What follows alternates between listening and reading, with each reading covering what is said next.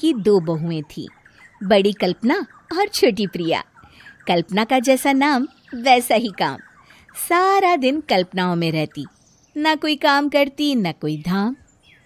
अरे कल्पना बहू, जरा अच्छी सी चटनी पीस दे, आज कुछ मजेदार खाने का मन है। पेट में जलन हो जाएगी माँ जी बुढ़ापे में, और वैसे भी मेरा काम करने का वक्त शाम का है, अब प्रिया को ही बोल दो। इतना कहकर कल्पना वहां से चली जाती है। कांता कल्पना के ऐसे रवैये से काफी परेशान रहती हैं। मैं बना देती हूँ माँ चटनी, ऐसा बोलकर प्रिया माँ को चटनी बनाकर प्लेट में खाने को देती है कि तभी वहां कल्पना आ जाती है। अरे वाह चटनी, जरा चक्कर तो देखूं, बड़े दिन हो गए। अरे नहीं बहू, तू तो रहने ही दे चटनी खाना, पेट में जलन हो जाएगी।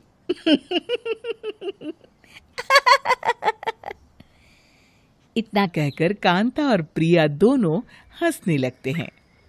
कल्पना सारा दिन या तो मोबाइल में यूट्यूब देखती या फिर सोती रहती। उसका कमरा भी बिखरा और गंदा रहता। एक दिन कल्पना का पति अशोक उससे कहता है, अरे कल्पना, जानवर भी उस जगह को साफ कर लेता है जहां वो बैठता है, तुम तो इंसान हो, कैसे इतने गंदे कमरे में रह लेती हो?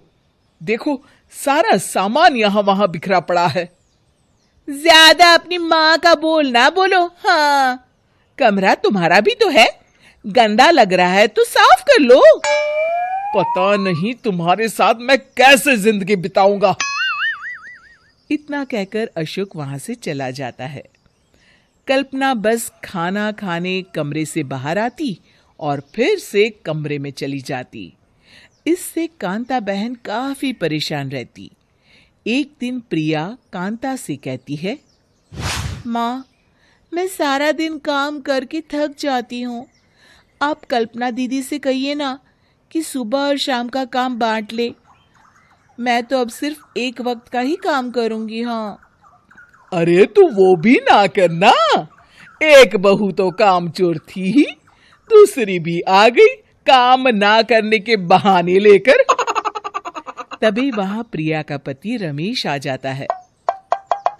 माँ, मैं देख रहा हूँ भाभी कोई काम नहीं करती, प्रिया सारा दिन घर और रसोई का काम करती है, अब कुछ करो ना माँ। कांता मन में कुछ सोचती है और कल्पना के पास जाती है।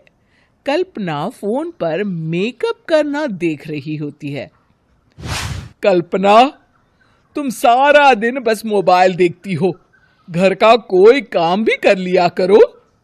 प्रिया सारा दिन काम करके थक जाती है, आज से मैंने फैसला किया है, एक वक्त का काम तुम करोगी, सुबह का खाना तुम बनाओगी और रात का प्रिया। आप लोगों ने काम को हवा बना रखा है। अरे पता नहीं थोड़ा सा ज्यादा काम करने में आप लोग घबरा क्यों जाते हैं। और हाँ, बहुत ज्यादा प्रिया की तारीफ मत करिए मेरे सामने, बड़ी बहू तो मैं ही रहूंगी। मैं कुछ नहीं जानती, कल सुबह मुझे वक्त से खाना चाहिए, रसोई में आ जाना, वरना कल से तुझे खाना नहीं मिलेगा। अगली सुबह कल्पना रसोई में नहीं आती है। वो देर से सोकर उठती है और बाहर आकर कहती है, अरे भूख लगी है, आज खाने में क्या है? इतनी देर हो गई, आज किसी ने मुझे उठाया भी नहीं, पता नहीं कहाँ है सब। कल्पना को घर में कोई नहीं दिखता। वो रसोई की तरफ जाती है जहां बड़ा सा ताला लगा होता है। अरे रसोई में ताला! ओ, मैं तो भूल ही गई थी, माँ ने आज से सुबह का खाना मुझे बनाने को कहा था। हे भगवान, इतने लोगों का खाना बनाना क्या आसान है। तभी घर के सारे सदस्य बाहर से वापस आते हैं। वाह माँ जी, मजा आ गया छोले भटूरे खाकर। मेरे मुंह में तो अभी भी स्वाद आ रहा है। अरे कल्पना, तेरे भरोसे रहते तो हम तो भूखे ही रह जाते। कल्पना को बहुत गुस्सा आ जाता है। अब बहुत हो गया, आज से मैं अपनी रसोई अलग कर रही हूँ। मैं अपना खाना खुद बना लिया करूंगी। कल्पना अपनी रसोई अलग कर लेती है, पर आए दिन उसका देर से उठना और काम न करने की आदत से वो भूखी ही रह जाती थी। उसी के सामने घर के लोग अच्छे अच्छे पकवान खाते और कामचोर कल्पना को जैसे तैसे ही खाना बनाकर खाना पड़ता। पर एक दिन तो हद ही हो गई। माँ, दीदी आज सुबह से कमरे से बाहर नहीं निकली, हमें जाकर देखना चाहिए। सो रही होगी कामचोर कहीं की। पर तुम कहती हो तो चलो देख लेते हैं उसे। कल्पना कमरे में पेट पकड़कर बैठी होती है।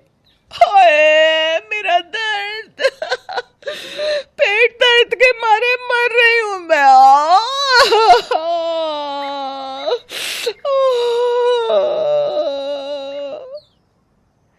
अरे दीदी, क्या हुआ? पेट में दर्द क्यों हो रहा है? डॉक्टर को दिखाया आपने? माँ, कल्पना खड़ी होती है और माँ जी के पास आती है। मुझे माफ कर दीजिए, अब से मैं सारे काम में मदद करूंगी, कभी आलस और काम चोरी नहीं करूंगी। हाँ हाँ, वो तो ठीक है, लेकिन अचानक क्या हो गया जो तू काम करने को तैयार हो गई? कामचोर कल्पना। माँ, लगातार बासी और उल्टा पुल्टा खाना खाने के कारण मेरे पेट में इन्फेक्शन हो गया है। काम न करना पड़े इसलिए मैं 2 दिन का खाना एक दिन ही बना लेती थी। बासी और खराब खाना खाने के कारण लेने के देने पड़ गए। पेट में दर्द हो रहा है। चलो अच्छा